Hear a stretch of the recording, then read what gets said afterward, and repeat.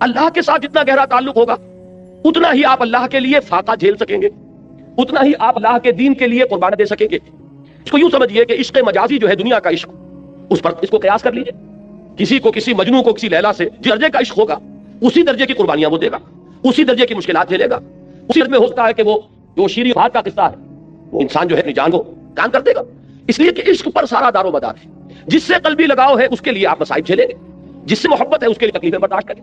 ہمارے ہاں کتنے ہیں، آپ خود اپنے غریبانوں میں جھانکیے، اپنے سینے پر ہاتھ رکھیے، آپ کو اولاد سے محبت ہے، اس اولاد کے لیے آپ کیا کچھ نہیں کرتے، کتنے پاپڑ نہیں بیلتے، ورنہ ایک آدمی کو اپنے 2 وقت کی روٹی کے لیے کتنی محنت کی ضرورت ہے، وہ ساری محنت مشقت جو کر رہا ہے صبح سے لے کر شام تک کی کمر توڑ دینے والی محنت کس کے لیے کر رہا ہے؟ اولاد کے لیے کر رہا ہے، اس لیے کہ اولاد سے محبت ہے۔ اور آپ کو ایسے لوگ مل جائیں گے جو گویا کہ کلیتاً اپنے وجود کو اولاد کی شخصیت میں گم کر دیتے ہیں، اس لیے کہ ان کا اور ہائر آئیڈیل زندگی میں ہے ہی نہیں، ان جینا مرنا، ان صلاتی و نسکی و محیایا و مماتی للاولاد، ان کی نماز، ان کی قربانی، ان کا جینا، ان کا مرنا، ان کی بھاگ دوڑ، ان کی سعی و جو سب کے سب اولاد کے لیے۔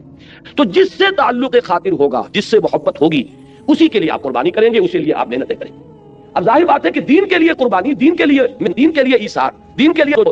کے لیے دنیا کا نقصان برداشت کرنا تبھی ممکن ہوگا جبکہ اللہ سے محبت، اللہ سے آپ کا تعلق مضبوطی کے ساتھ قائم۔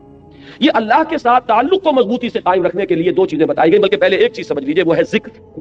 اللہ کی یاد۔ یہ ذکر جو ہے یہ ہے کہ جو آپ کا تعلق اللہ سے بڑھاتا ہے، اس سے اس کے ساتھ تعلق جو ہے وہ استوار ہوتا ہے، تازہ رہتا ہے۔ اگر کہیں اس کے اوپر گرد و غبار آ جائے دنیا کی مصروفیات اور مشغولیتوں کی وجہ سے، دنیا کے صدموں کی وجہ سے، دنیا کی مصیبتوں کی وجہ سے، تو جب اللہ کو آپ یاد کرتے ہیں تو وہ ایسے ہے جیسے کہ پھر آپ نے وہ گرد و غبار جھٹک دیا اور آپ کے دل کے اندر پھر اللہ کی محبت جو ہے وہ اثر نو جاگزیں ہو گئی، وہ پھر اس کے اندر سے چمک اٹھی۔ یہ ذکر ہے اصل میں کہ جو بندہ مومن کا سب سے بڑا ہتھیار ہے، اس کو سب سے زیادہ قوت عطا کرنے والی چیز اللہ کا ذکر ہے۔ لیکن ذکر کے بارے میں اب چند چیزیں میں عرض کروں گا، اس سے پہلے یہ مضامین کبھی نہیں آئے ہیں ان محفلوں میں، ذرا توجہ سے اس کو سنیے۔ ہمارے ہاں ذکر کے بارے میں بڑے مغالطے ہیں، اس لیے کہ سب سے پہلا مغالطہ تو یہ ہے کہ ذکر اور ذریعہ ذکر ان دونوں چیزوں کو گڑبڑ کر دیا گیا ہے۔ ذکر اور ہے، ذریعہ ذکر اور ہے۔ ذکر کیا ہے؟ استحضار اللہ فی القلب۔ ذکر اصل میں ہے اللہ کو دل میں موجود رکھنا، اللہ کو دل میں یہاں اس کی یاد یا اس کی محبت یا اس کے ساتھ لگاؤ اور تعلق کو قائم رکھنا، استحضار اللہ فی القلب۔